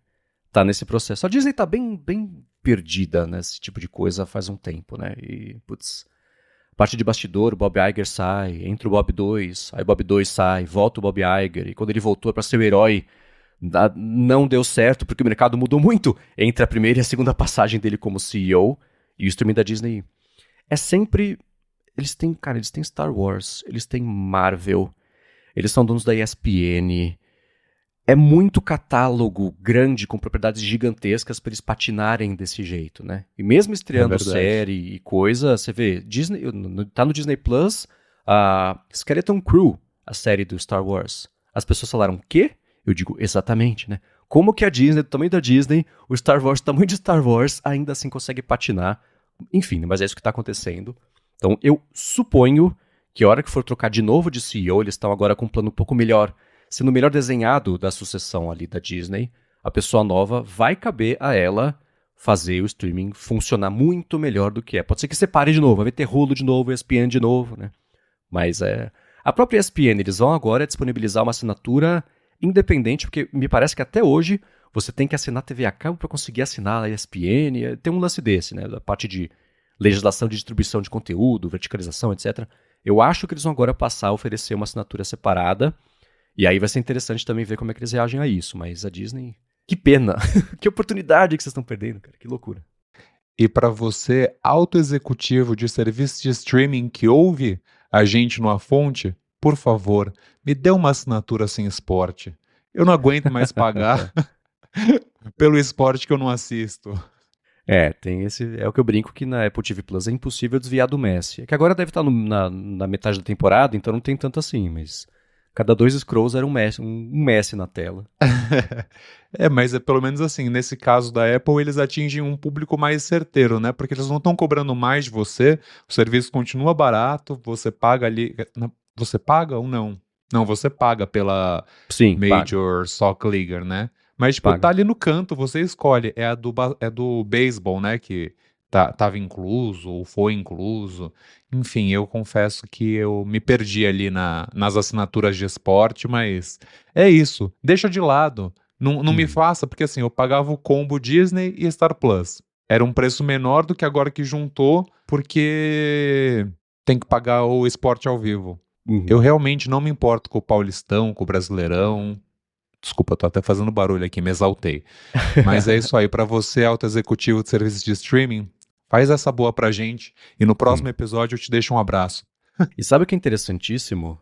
Essa era a reclamação que todo mundo fazia da TV a cabo e por isso que o streaming era tão bom. Né? Porque você assinava o conteúdo que você queria numa parte separada, economizava dinheiro e agora né, é o eterno, eu vou chamar de TikTok, o processo de vai e vem pendular do quê? De você agrupa tudo, separa tudo. Agrupa tudo, separa. Porque isso sempre vai ser a solução perfeita para alguém. E você vai marginalizar a outra parte do mercado, que vai acabar desistindo de você, aí você traz apelo para ela, resolvendo o problema dela, aí você o quê? Marginaliza todo mundo que estava satisfeito com o antes. É eterno esse tipo de movimento de mercado, mas é o que faz ele girar do mesmo jeito. Né? Então estamos no momento em que está tudo sendo agrupado para a conveniência de quem vai preferir isso, e aí pessoas como o Adorno e muitos de vocês vão falar, putz, era tão melhor antes. Segura, é cíclico. Daqui a pouco volta a ser do jeito que era bom pra vocês, o outro time vai reclamar. E falando de TikTok, Marcos, e aí, tá liberado? Não tá liberado? Vai ter TikTok? Não vai ter TikTok? Quais são as notícias de momento? Olha, eu pensei em explorar aqui do lado da Apple o que está acontecendo, mas assim como. Em março do ano passado, eu escrevi para o Mac Magazine a matéria assim: o TikTok não vai ser banido nos Estados Unidos, mas não vai ser por falta de tentativa. E foi exatamente o que aconteceu. A gente viu no último fim de semana ele ser banido por 12 horas e nem foi banido, tá? Eu vou tentar resumir muito aqui porque o assunto não é o TikTok, é a Apple, mas aconteceu o seguinte. Ele tentou reverter com a Suprema Corte dos Estados Unidos, semana passada saiu a decisão da Suprema Corte. Não, tem que banir mesmo, é isso aí. No mesmo dia, ou antes da decisão da Suprema Corte, o governo Biden falou: nós não vamos obrigar o cumprimento da lei. Isso vai caber ao Trump, que já falou que vai reverter de qualquer jeito, então dane-se. Foi basicamente ali o discurso da presidência. O TikTok falou, a ByteDance falou: beleza, coloca isso por escrito, porque aí a Apple e o Google vão se sentir confortáveis em não remover o aplicativo da loja. Porque o que a lei está mandando é remover. Você falar que vai obrigar ou não o cumprimento da lei é irrelevante para os advogados da Apple e do Google. Não aconteceu e o TikTok falou: como não está por escrito, a gente vai tirar do ar, mesmo não sendo obrigado. E aí, 12 horas depois, muito obrigado, presidente Trump, por nos ajudar aqui, aquela mensagem dobrando o joelho, que é como o pessoal fala sobre esse tipo de coisa. Então, o que o Trump tinha falado: a primeira coisa que eu vou sentar na cadeira e vou reverter essa lei. Então, na verdade, não é reverter a lei, quem reverte a lei não é ele, né? E vou aqui assinar a ordem executiva, liberando de novo. Então, voltou, mas no caso da Apple e do Google, como a lei, né? A tinta que nem secou ainda da lei, diz que não pode ter distribuição, eles não estão distribuindo. Então, eles estão nessa sinuca de bico, mas é muito curioso porque, na prática, né, a lei mandou banir, a presidência falou não precisa, e ele saiu do ar proativamente para evitar problemas, porque, enfim, né, advogados estão aí para isso, esse é o trabalho deles, fazer esse tipo de coisa cumprir. No Brasil tem um lance de que a lei pega ou não pega, lá foi parecido, né? Mas no caso da Apple, ela fez exatamente o que a lei está mandando, fosse a lei obrigatória ou não, né? Situação muito curiosa. E há Marcos Mendes. Esse podcast eu não sei como ainda é de graça. Olha aí, resumiu lindamente, sem alucinações. O ouvinte está bem informado sobre o que aconteceu no final de semana e já sabe tudo sobre o TikTok. Até eu aprendi aqui, foi muito melhor do que ficar lendo. Tá vendo só? Aí a Marcos Mendes também pode alucinar, tá? Mas quando alucina, você faz o quê? gigahertz.fm/feedback. Mas essa relação vai ser, assim, do ponto de vista de estratégia de tecnologia, bastidores, vai ser muito interessante observar todo esse mercado de tecnologia ao longo desses próximos 4 anos inteiros, porque também comentei, vou colocar a coleção dos links aqui dos textos do Mac Magazine, eu tenho comentado muito sobre isso como... E eu chamo de, né, a caquistocracia, a pessoa fica brava, mas é o que eu posso fazer, né? Então a gente tá... A própria doação não foi da Apple, né? Foi do Tim Cook. Ele fez o Pix, né, de pessoa física dele, não foi o CNPJ da Apple que eu brinco que é o DOT lá pro Trump, né? $1 milhão ali que as empresas estavam dando pra festa de posse dele. O Tim Cook já disse que vai lá na posse. Sabe quem também vai? O CEO do TikTok. Ele confirmou semana passada. Eu falei, ele já tava lá, né? Só pra garantir e ficar ali. Mas se você pegar... Eu vi até alguém observando no fim de semana, né? O Twitter pertencendo a Elon Musk. A Meta tendo dado essa 180 dela também para ficar mais ali aconchegada com o governo. O TikTok agora devendo a existência dele nos Estados Unidos pro governo Trump, né? Então, tá todo mundo bem junto ali nesse espectro e vai ser curioso ver como é que isso vai evoluir ao longo dos próximos 4 anos. E a Apple enfiada, era impossível ela não se enfiar nesse meio do caminho, porque ela é uma das empresas de tecnologia com a maior atuação do mundo, né, com impacto gigantesco, telefones e serviços na mão de todo mundo, então é claro que ele ia ser sugada por esse vórtex da politização, e ao mesmo tempo que o Tim Cook soube muito bem navegar também, ele escreve sobre isso, né, muito bem navegar a primeira presidência do Trump, e todo mundo vai pegar do playbook dele para tentar, com menor quantidade de impacto possível, navegar por essa presidência, do outro lado você tem um cara que tá muito mais confortável na posição de falar assim, se você me dever um favor, vai ser tão bom para você no futuro, vamos conversar? Então, são tempos sem muitos precedentes desse ponto de vista, né? E a Apple, um dos impactos disso que a gente viu no fim de semana com o lance do TikTok, né? Eu só quero saber se o milhão que o tio Cook, não, o Tim Cook deu, o grande tio Cook deu, se vai ser para comprar doce ou salgado. É só isso que eu quero saber. Esse meme eu não conheço. Não, é porque sabe aquela coisa do meninos levam salgado, meninas levam doce, de tipo, porque ele deu Ah. $1 milhão pra festa de inauguração e foi só uma piadoca de tipo, será que esse dinheiro aí é, tipo, é pro open bar, é pro salgado, é pro doce? É pra. Eu alucinei. Vamos lá, seguimos. Enfim, né? Vamos falar de coisa boa, como diria o patrocínio como é que é? TechPix? Quero voltar, na verdade, a falar aqui sobre o lance da Apple Intelligence, porque de acordo com o Mark Gurman, para quem está sentindo falta do Mail redesenhado, né, que pintou lá no iOS, vai chegar em abril, deve chegar em abril, no macOS, no iPadOS também. O pessoal que está usando esse... O que é o Mail redesenhado? Né? Primeiro, ele tem categorias, e a Apple Intelligence ajuda a categorizar. Quem usa de e-mail faz tempo já conhece isso, né? Que são as abas de e-mail prioritário, promoções, esse tipo de alertas, sei lá, spam no fim das contas, né? E também a parte de resumos ali. Hoje em dia já tem os resumos no Mail, inclusive eu uso o Mail do macOS e para mim funciona bem ali a parte dos resumos, mas as categorias, principalmente, quem está sentindo falta, isso vai chegar. Você, em alguma das plataformas, é usuário do Mail nativo ou sempre fugiu disso? Infelizmente eu sou. Por um tempo, eu mudei para Outlook no iPhone, no iPad, no Mac, que eu achava que ele lidava melhor com os perfis. Então, assim como tem o modo foco no iPhone, eu meio que criei um modo foco no Outlook. Então, tinha lá, tô Tá. trabalhando, eu só vou ver e-mail do BGR. Eu tô tranquilo, vou ver meus e-mails pessoais, não os do BGR, por aí vai. Uhum. Porém, no entanto, contudo, com a WWDC 24, eu pensei, vou dar uma nova chance ao e-mail padrão, né? Porque afinal de contas, se já tá lá, pra que eu vou. E também tinha outra coisa, né? O Outlook permitia você bloquear com Face ID o app, né? E Sim. agora com o iOS 18 você pode fazer isso, então no fim das contas, qualquer aplicativo de e-mail consegue ficar mais seguro. Mas sim, estou usando e, pô, eu confesso que não faz diferença nenhuma. É assim, o Gmail já oferece isso há muito tempo e mesmo tendo essas classificações, não sei, eu não penso muito nelas, não falo: "Nossa, realmente, o Mail agora é muito melhor, é muito diferente". A mesma coisa, eu nunca presto atenção nas abas ali em cima e é isso. E o Gurman deu uma alucinada, né, na newsletter dele, que ele fala que o iPad já tem isso, o iPad não tem a categorização. Uhum. Acho Até que chegou. abrir aqui, não, o iPad não tem. E ele Ah, falou assim: tá. o iPad já tem e o Mac vai ter. Então, assim, se chegar no Mac, que bom, né? Porque o Mac sempre recebe as coisas um pouquinho com delay, né?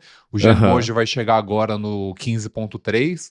Mas, assim, eu não acho que o, o ouvinte que vai baixar o macOS Sequoia 15.4 em abril vai falar: Uau, agora sim eu vou usar o mail da Apple porque ficou perfeito. Não faz diferença. Pelo menos para mim não faz. E para você, Marcos, faz diferença? Olha, esse é um daqueles que no ADT a gente brinca que eu falo assim, que legal, como desliga. Eu tendo a não adotar esse tipo de novidade, porque pra mim, quando a coisa funciona bem, já tá resolvido. Tem tanta. Eu brincava com o Bruno no ADT, assim, tem tanta coisa que eu tenho que me preocupar, algumas não entram na lista, e essa é uma delas. Eu provavelmente vou desabilitar isso, porque a minha relação com o e-mail, eu detalho isso muito na área de trabalho, né, com a Bia. Ela mudou muito ao longo dos últimos anos e eu consegui migrar o meu trabalho para depender quase zero de e-mail. Então, quando eu estou pronto para receber e-mails, eu vou até o e-mail. Eu abro o aplicativo Mail, resolvo o que tenho que resolver, fecho, não penso mais nisso até a próxima vez que eu for abrir de novo. Então, eu não tenho no Mac notificação de e-mail, esquece, porque eu estou concentrado em alguma coisa, eu não quero pensar no e-mail que chegou que vai me tirar a concentração, né? E no iPhone, o que eu faço? Eu deixo as notificações do aplicativo. Eu uso o Mail nativo no Mac e uso o aplicativo nativo do. Quer dizer, o aplicativo nativo do Gmail no iPhone. E as notificações eu deixo para aparecer só na central de notificação. Então, quando eu tô. Putz, será que chegou aquele e-mail lá, alguma coisa assim? Tô na rua. Eu abro, travo o iPhone, arrasto para cima as notificações e se tiver alguma coisa aparece lá. Foi assim que eu consegui passar a lidar bem com o e-mail, mas o meu volume de e-mails recebido não é tão grande a ponto de eu precisar de uma categorização que seja o sistema que faça. Eu duvido que ele ia categorizar como eu preferiria. Então, eu próprio prefiro fazer isso. E eu até já detalhei isso também na área de trabalho, assim, teve a época que, putz, eu tinha as pastas de e-mails, vistos, não vistos, para responder, para não responder, e de cada projeto, e se tá no status, se não tá. E eu concluí que era um grande desperdício de vida eu fazer isso, porque a busca hoje em dia funciona muito bem. Então, eu acho o e-mail mais rápido procurando por uma palavra que eu sei que está no e-mail, ou no assunto, ou da pessoa que mandou, do que eu vou lá na pasta de projetos, clientes, se já está assim. É muito tempo perdido, né? Então, eu passei a lidar desse jeito muito mais leve com o e-mail, ou tá lido, ou não tá lido, ou eu procuro por ele. Então, beleza. Então, essa categorização muito pesada não funcionaria, mas é para mim, é para o meu uso, para minha dinâmica, né? Eu sei que tem gente que vai adorar esse tipo de organização mais do sistema em cima dos seus e-mails. E o que você também comentou, né? Assim, se o Gmail já faz isso faz tanto tempo e tem até hoje, para mim tá desligado. Mas tem até hoje, certamente vai trazer benefícios para as pessoas aí, uma coisa dessa. E ficou bonito, a organização, a parte de codificação por cor, né? Animação de você navegar entre as abas ali. Eu gostei, mas seria um atalho para mim. E não, quer dizer, seria um pedágio para mim e não um atalho para chegar no que eu preciso, então eu acabei desativando. Ou seja, o que eu tiro disso que você me disse, Marcos, é que você, ouvinte, tem que entrar lá em gigahertz.fm/feedback e encher de mensagem para o Marcos começar a olhar um pouco mais o e-mail dele, para da próxima vez que ele abrir ali o e-mail da Gigahertz, ele falar, meu Deus do céu, e vai estar só tipo, abraço Marcos, abraço Marcos, abraço Marcos, conto com vocês e semana que vem a gente vai descobrir se o meu poder de mover as massas realmente funciona. É o jeito Mas eu mais acho que rápido você de vocês faz. entrarem na lista aqui de assuntos que não vão ser discutidos aqui, é fazer isso, tá? Já fico alerta. Que absurdo, que absurdo. Mas eu Não, acho tô que você brincando. faz certo de usar o próprio aplicativo do Gmail. Porque, nossa, o mail, para eu achar uma mensagem que eu queira, parece o iMessage. Desaparece. Quando eu mais preciso, ela desaparece. Eu sei que eu dei uma flag, eu sei que a Apple sabe que é importante para mim, e aí me aparece tipo e-mail de 2019, e-mail de 2022, palavras que não tem nada a ver com o que eu procurei. Então, eu acho que a dica de ouro é usar aplicativo de e-mail do seu servidor favorito. É a função neste dia do e-mail, que nem na galeria de fotos, ó, neste dia, ó que legal que você estava em 2008 aqui, é pra você lembrar, nesse dia de 2008, olha só, você estava combinando de sair por e-mail, enfim, né, é só pra você relembrar o passado. E eu escrevi semana passada para o BGR um artigo sobre um assistente de e-mail de IA chamado Serif. Olha. E ele é quase que fosse uma extensão no seu Gmail. Você pode fazer um trial de 7 dias, você ativa, ele fica ali 1 hora lendo seus e-mails. Eles dizem que é tudo privado e que ele só funciona para cada e-mail e o dia que você parar, parou.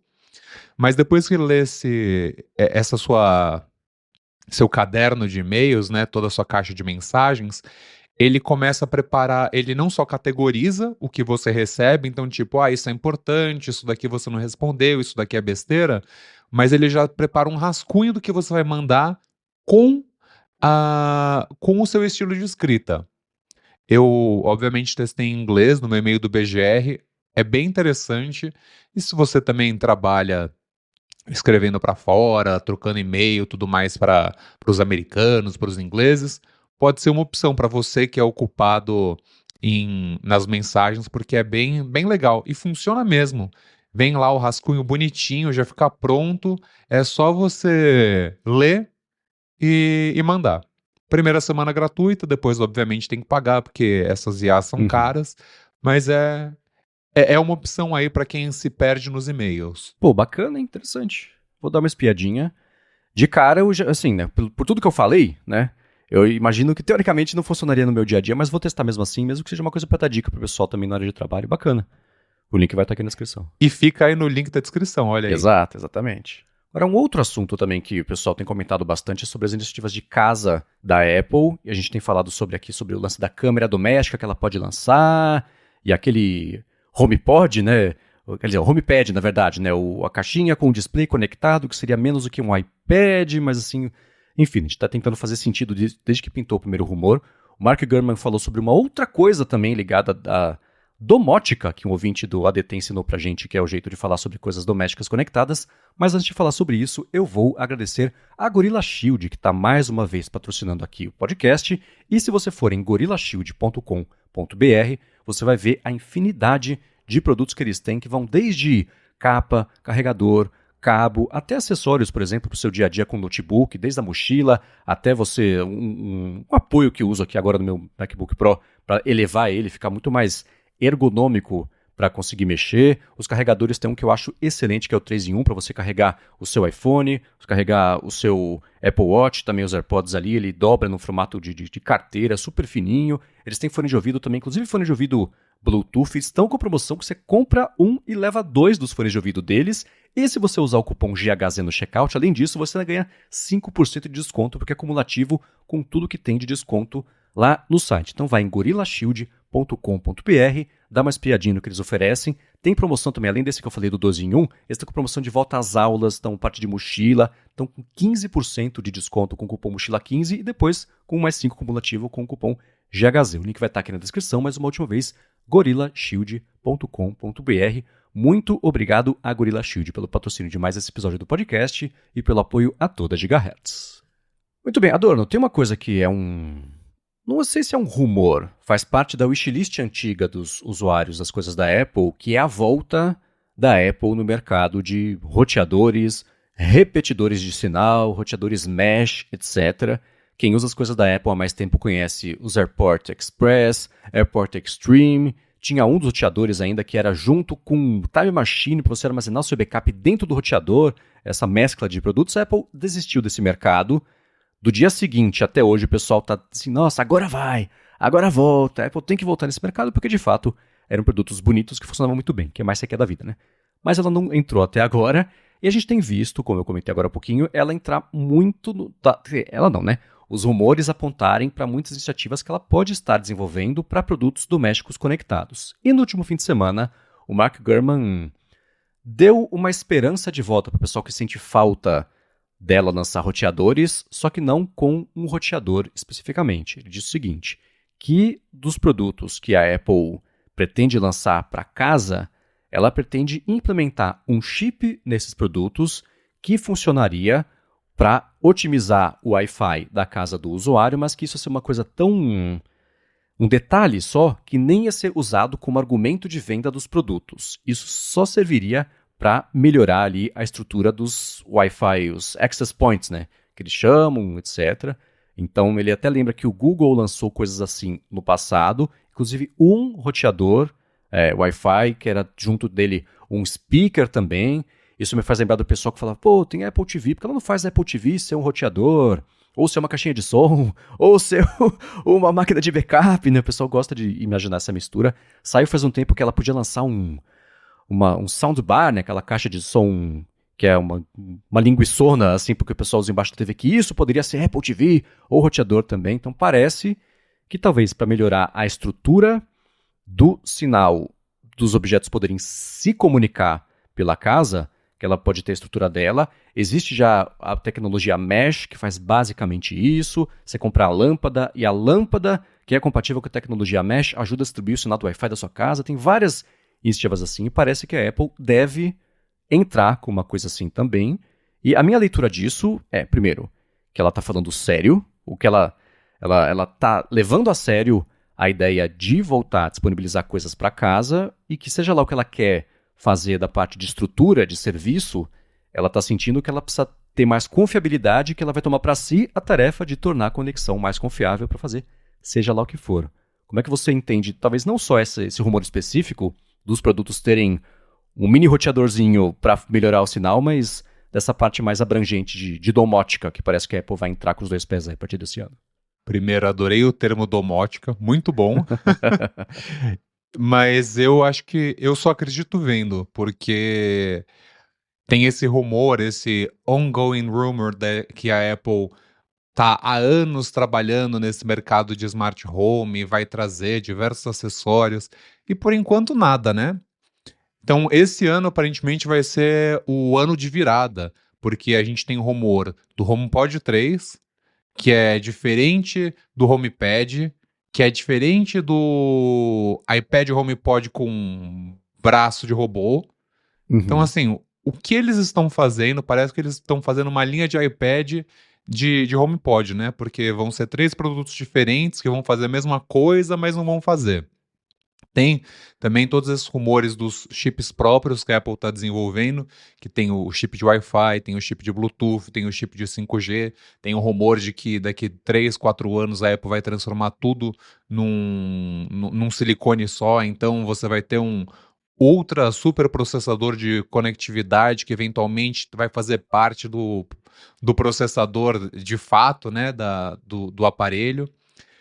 Mas é aquela coisa, seria legal se a empresa lançasse, porém, como a gente conhece a Apple, pode ser que nunca nem chegue no Brasil, então vai ser uma coisa que a gente vai discutir falando no mercado americano. Eu e o Felipe, a gente coleciona HomePod pela casa, né? Eu Sim. tenho um par de HomePod 2, um par de HomePod Mini, eu tenho o meu HomePod primeira geração aqui no escritório. Tipo, é legal que os HomePods mais novos permitem que você veja a temperatura do ambiente, detectar sinal de fumaça, mas é aquela coisa, existem há 6, 7 anos esses produtos e até hoje a Apple não pensou em trazer para o Brasil. Você pergunta, vai vir para o Brasil? Silêncio. Então, nada indica que vai vir para cá. Poderia ser que agora, com o Apple Intelligence chegando em português do Brasil, isso desse um up, né? Eu acho que tudo depende de como a Apple vai posicionar essa nova linha de produtos Smart Home. Vai ter um processador que rode Apple Intelligence, ou ele vai ser um pouquinho mais fraco, só que como ele está sendo conectado na internet, na internet não, na internet, mas também no cabo, e por isso ele vai responder as perguntas mais rápido, né? Então é estranho, né? É muito. O que pode ser? Poderia ser isso que o 95 Mac corroborou da matéria do Gurman, que já faz umas semanas, de que esse chip de Wi-Fi poderia criar esses WAP, que aí permite que o Wi-Fi funcione melhor pela casa, vai ajudar ao roteador a entender quem precisa de mais internet, quem está conectado. Mas é aquela coisa, né? A gente só vai saber quando a gente vira. Mas eu não espero nada para o Brasil assim no futuro próximo e acho que por enquanto não vai fazer diferença na nossa vida. Mas dizem, né, que a Apple está com várias iniciativas de câmera, de porta com Face ID, do HomePad, do HomePod, do robozinho. Agora temos que esperar. Esse é um ponto importantíssimo. Se ela lançar, vai fazer diferença pra cá? Vamos ver. Essa parte que você falou do HomePod é bem verdade. Ele é super limitado a quantidade de mercados em que ele está disponível. Em parte porque a interface com ele é por voz e a Siri é uma porcaria. Se é ruim em inglês, em português é pior ainda. Então você depender disso para fazer o produto funcionar. E outra coisa também, né? Você fala assim, carangueja, toca pra mim Red Hot Chili Peppers, né? Você tem que falar assim. Se falar Red Hot Chili Peppers, ela não vai entender. Então, melhorou nos últimos anos, mas ainda assim tem chance de tem oportunidade, tem espaço para melhorar e sendo a interação do produto. Isso tem que funcionar muito bem. Então, vamos ver se com a Apple Intelligence ela tem mais oportunidade de expandir isso para mais países. E tem outra questão que é, você está lá nos Estados Unidos, comprar qualquer coisa conectada é barato. Você vai no mercado para comprar um fandango, você volta com fandangos e lâmpadas. E a lâmpada é mais barata que o fandangos. Assim, é muito barato, né? Aqui não é assim, né? Qualquer lâmpada mequetrefe custa mais do que deveria, né? Porque ainda é visto muito como luxo. Lá, a automação residencial não é esse luxo todo, né? Então, lançar uma coisa dessa lá fora não quer dizer que vai ser fácil da gente poder passar a usar aqui em casa também, porque é bem diferente a realidade desses mercados, esse outro ponto de atenção enorme.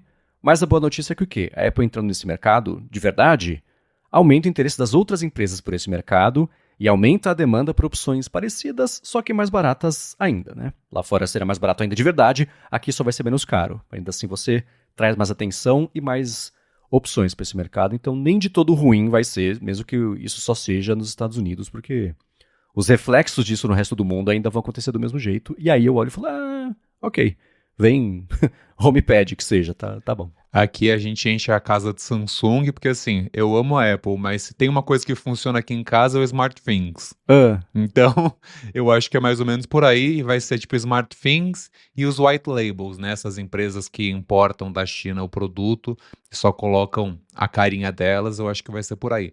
Porém, eu acho que o ponto de virada da Apple vai ser o dia que eles tiverem uma Siri unificada. O que não dá é você ter uma assistente pessoal no iPhone, uma no Apple TV, uma no HomePod, uma no iPad. Nenhuma delas funciona igual. Cada uma tem um nível de inteligência que já é perto, que já é próximo do nulo, né? uhum, Mas cada uma delas é diferente. Então, a pergunta que você faz no Mac não é a resposta que você vai ouvir no iPhone, que você vai ouvir no HomePod, na Apple TV. O dia que o Apple Intelligence for unificado e valer para todo mundo, eu acho que vai ser a partir daí que as coisas vão começar a funcionar.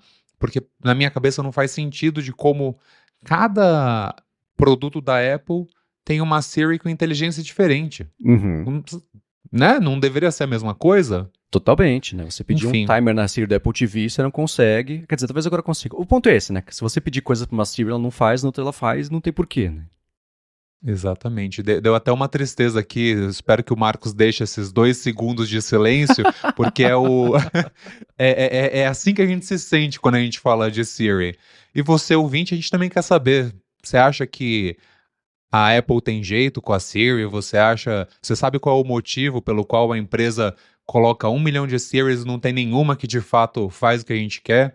gigahertz.fm/feedback, por favor. Boa! Agora eu quero, talvez, finalizar o episódio. A gente vai ver dependendo do quanto tempo a gente gastar aqui falando sobre isso, mas é interessante porque, pelo menos pra mim, né, já faz anos que eu reclamo de como a câmera do iOS ela expandiu em funcionalidades, em possibilidades, bom, tudo exceto a interface. E hoje em dia é o mesmo exemplo que eu sempre dou. Quero tirar uma foto. Eu só quero aumentar, dar um pouquinho, mexer aqui na iluminação. Putz, passei para vídeo, deixa eu voltar. Não, agora toda time-lapse e já voou o pássaro. Perdi a foto, né? E é uma... Imagino que eu não seja a única pessoa, né, que tá passando por esse tipo de problema. E, de acordo com o John Prosser, tava sumido o John Prosser, né? Não tava com saudade, pra ser sincero. Mas ele voltou e ele falou Eu. sobre como Eu. o iOS 19 deve receber um redesenho da câmera. Ele vazou o que seria a interface. Pelo acabamento da interface, já fico... Vamos ver, tá meio longe para vazar a interface, esse é o ponto que eu quero, né, dar a entender aqui. Porém, o ponto dele é o seguinte. A Apple deve se inspirar, e isso a gente trouxe aqui na fonte desde o começo, na forma, né, nas interfaces que a gente tem visto do Vision Pro. Isso está começando a informar o resto do design da Apple para outras plataformas, etc. E essa interface nova da câmera, eu vou tentar pintar um quadro visual aqui do que ela seria, mas é claro que dá para passar aqui na descrição e ver o link. Primeiro, os botões todos têm aquele acabamento na borda, como se fosse uma coisa, um material meio opaco, meio translúcido, com um pouquinho de refração de luz, assim como que acontece lá no Vision OS. E você tem na parte de cima a parte de flash, uma detecção de pessoas, imagino que seja uma coisa assim, não sei, tem umas pessoinhas ali. Um outro botão também na parte de live photo. E na parte de baixo, a interface mesmo da câmera. No rodapé, você tem um retângulo que mostra ali você escolher entre o slow motion, time-lapse, o action mode, mexer na exposição. Aí tem foto e vídeo. O alinhamento desse pedaço aqui já me diz que esse screenshot não é verdade, mas ainda assim você tem uma filtragem maior, uma separação. Olhando para esse screenshot aqui, né? Me parece um pouco mais confortável de você controlar o que você quer fazer sem se perder tanto ali na interface. E o ponto que está aqui que eu quero trazer é o seguinte, né? Será que isso indica, primeiro, um redesenho maior de todo o iOS, com uma inspiração um pouco maior nesse negócio de translucidez e opacidade e texturas, talvez, ali do Vision OS? E, em segundo lugar, claro, Adorno, você sente falta de uma interface um pouco mais ajustada para a quantidade de coisas que dá para fazer na câmera do iOS? Ou sou só eu que sou meio burro e não aprendi hoje até mexer na interface porque dedos? Pelo contrário, eu sinto que a cada geração de iPhone a Apple me faz sentir mais burro. Inclusive, assim, fiquem atentos, ouvintes, que boatos que hoje vai sair minha análise do iPhone 16 lá no Nova Post. Sim, do iPhone 16. Vem aí. E eu já te dou o spoiler que quero falar disso, mas eu quero falar do controle da câmera, né? Que é a grande novidade dessa geração. E eu tentei, Marcos. Eu juro pra você que eu tentei. Eu tentei no iPhone 16. Eu tentei no iPhone 16 Pro Max. Toda vez que eu aperto o controle tátil, a foto sai tremida. Uhum. Um saco. Aí eu quero começar a mexer entre as funções, meu dedo começa minha mão samba, eu tenho que deixar o dedo mais para baixo, o celular começa a balançar. E eu falo, mas para que que eu tô fazendo isso? E fora isso, o iOS 18.2 estava com um bug delicioso que quando eu tirava o celular do bolso, já apertando o controle da câmera, a tela ficava preta. Se eu, antes de desbloquear o celular, a tela já ligava preta. Eu voltava para lock screen, eu tentava desbloquear com Face ID, o Face ID estava desativado. Não, não Nossa. sei, não ligava o sensor. No 18.2.1, melhorou. Mas assim, foram tantas vezes me irritando porque eu não conseguia fazer uma foto, porque a câmera ficou preta. O Felipe agora também tá viajando, já mandou umas 5 mensagens. Eu não aguento mais, eu vou tirar uma foto, a câmera tá preta. Então eu acho que o aparelho, de maneira geral, ficou muito complicado. E aí você pega agora o iOS 18, que tem uma câmera absurda de quantidade de coisa. Para você editar, tem muito detalhe. Você pega o Uhum. aplicativo de fotos que ninguém gostou. Então, de fato, a tela inicial, os aplicativos, você pode mudar de cor, de tamanho, de nome. Aí você fala, meu Deus, tipo, eu só queria mudar o wallpaper. E eu não sei mais mudar o wallpaper. Eu tive que fazer um tutorial um dia desse no BGR, ensinando como que colocava o wallpaper, que eu não sabia mais colocar.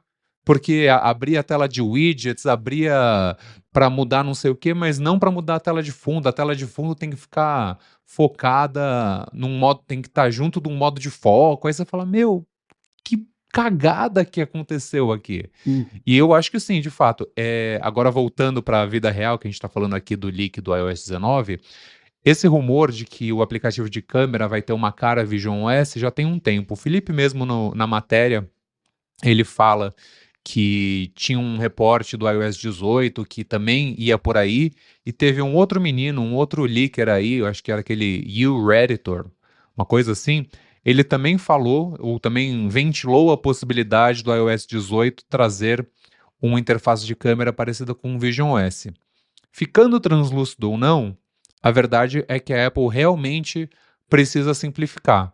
Ou senão eles vão ter que fazer, tipo, sei lá, o Halid que lançou o aplicativo de foto simples. Uhum. E aí vai ter que ter dois aplicativos de câmera, porque é isso. Às vezes você quer fazer uma coisinha e você não consegue. Porque é muito difícil, porque você esbarrou o dedo e abriu o time-lapse em vez de ser o vídeo normal, e aí a cena que você queria capturar já foi embora. Então, assim, eu acho que o próximo sistema operacional precisa simplificar a experiência de iPhone.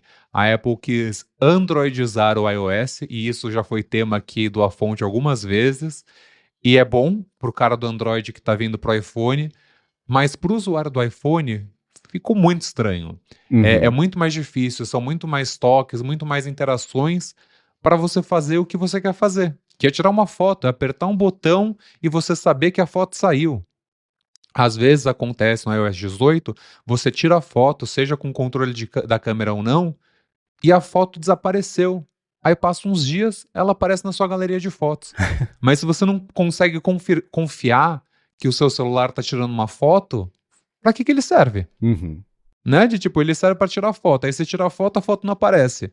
Aí você fala, ah, legal, o iPhone 16 começa em R$ 7.800. Ah, e daí, né? Que eu paguei 8 pau num celular que não. Eu não sei se tirou foto. E a responsabilidade é grande, dado que já tem muitos anos, pelo menos de acordo com Phil Schiller, que o iPhone é a câmera fotográfica mais usada do mundo. Então haja de acordo com a responsabilidade e facilite. E você falou sobre o. Você falou Halid, eu falo Halide, cada um fala de um jeito, tá? Mas esse app, Ah, né? eu só abrasileirei, Então. desculpa. Caetano Veloso e sua MTV estão orgulhosos. Mas o lance dele, né, a gente viu fazer bastante sucesso por ser isso, ele desliga todos os filtros e etc. E, filtro não, né? Mas todo o substrato tecnológico inteligente para melhorar o resultado, e aí melhorar é o ponto, né? Melhorar para quem, né? Então eles dão a opção de você tirar a foto crua, como ela está sendo percebida pelo sensor, e você dá o tratamento que você quiser. Isso fez bastante sucesso. Eu acho que é meio técnico demais, talvez, pro grande público, GIP, né? Assim, a massa toda que usa, talvez seja complicado demais essa ideia, Mas para quem viu esse benefício, o benefício é gigantesco. Cara, o Rambo abraçou isso com os 2 braços e as pernas também, e tá usando bastante e tirando um proveito excelente. Você vê as fotos dele no Instagram, não dá para comparar com a foto, ele não tira a foto com isso ligado e desligado pra gente comparar, mas você fala, putz, que resultado bonito, né? É o tipo de coisa que a gente desacostumou a ver com as fotos, que o iPhone tira a foto que ele acha que você quer tirar com o tratamento que ele acha que tem que ser, e você tá meio preso a isso, né? E um outro ponto, qual foi o aplicativo do ano de iPhone que a Apple escolheu? O Kino, que também é da Lux, e é específico para potencializar a parte de captura de vídeos, com você ter muito mais controle, né, entender o que está acontecendo no momento de captura e também em pós. Aplicativo de Mac do ano, Adobe Lightroom também, e a Apple acabou de comprar um aplicativo que vai ajudar também. Então, ainda é uma coisa muito importante, né? Foto, especialmente na era de criação de conteúdo, que todo mundo precisa muito disso para ficar bonito, ficar bom e facilitar. O Instagram agora copiando lá o CapCut também, né? Então esse é um mercado que ainda é importantíssimo. Então simplificar a câmera é o básico para você mexer numa coisa que hoje tem 612 mil funções versus o primeiro iPhone, que era o quê? Tirar foto, nem vídeo fazia, né? Então a interface tem que acompanhar essa complicação, e o que ela fez foi colocar mais gavetas. Tá tudo escondido, né? Eu passei com a Lari aqui 10 minutos tentando achar onde era o timer para tirar foto. 3, 2, 1, tirar foto, né? E a gente não conseguiu, preciso achar um tutorial também para fazer isso. Eu me senti um vovô, né? Mas por quê? Porque tá escondido. E você fala, né? se a gente Exato. que trabalha com isso se perde, aí você pensa, tipo, outro dia os aplicativos da minha avó saíram de lugar.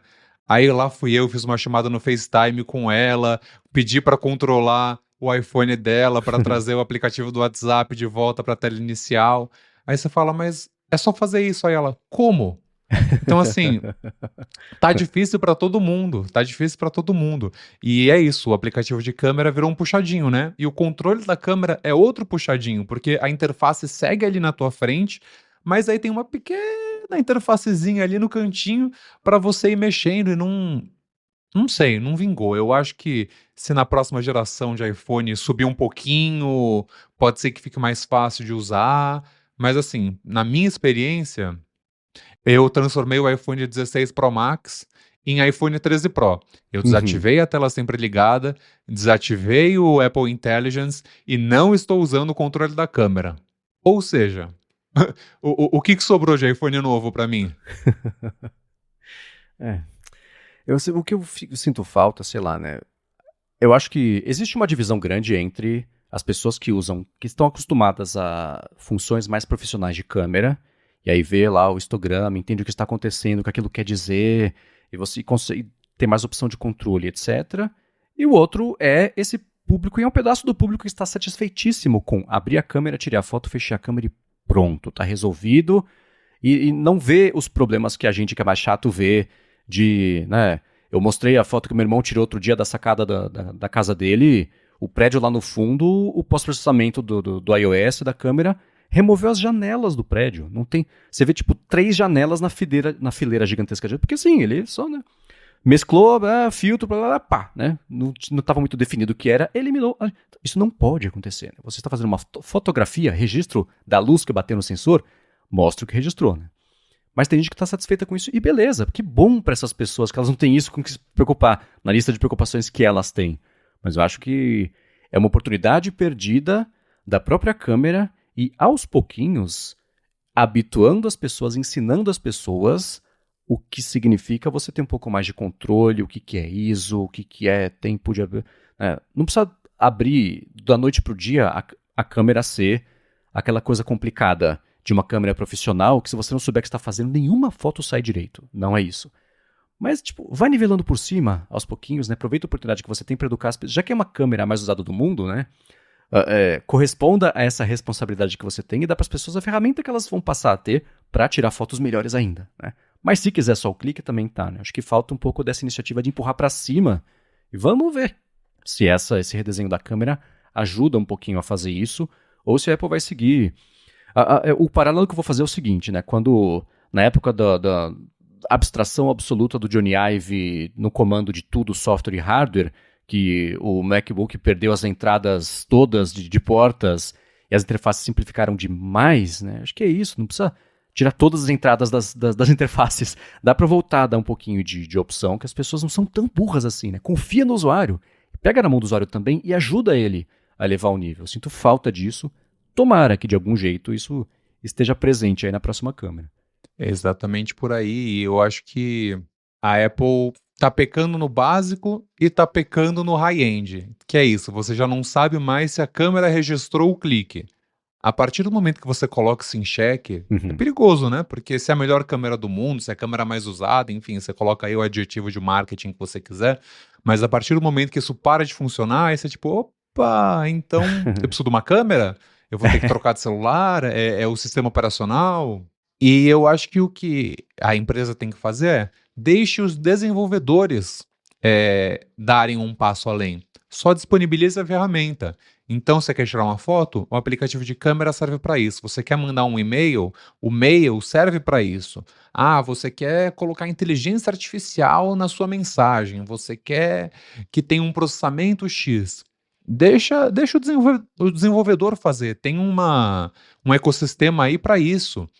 E, por exemplo, para mim, o grande highlight do iPhone 16 em relação à câmera, porque também tem isso, né? O hardware da câmera ou segue o mesmo, ou sempre dá uma pioradinha, né? A abertura diminui. Uhum. A Apple faz umas brincadeiras aí com o hardware. A Samsung também tá fazendo, né? Parece que o S25 perdeu completamente o zoom óptico, né? De verdade. Agora é tudo meio digital, meio processamento de software. Então, as empresas elas estão dando um passo para trás quando elas deveriam estar dando um passo para frente, né?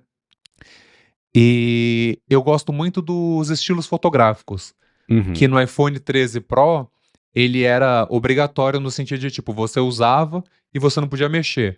Agora que a foto você consegue mexer no metadado dela, não sei o quê, e tudo isso é muito tecnológico e complexo, mas para o usuário é como se ele estivesse passando o dedo num filtro ali. O que Uhum. a Apple diz, não é um filtro, mas enfim.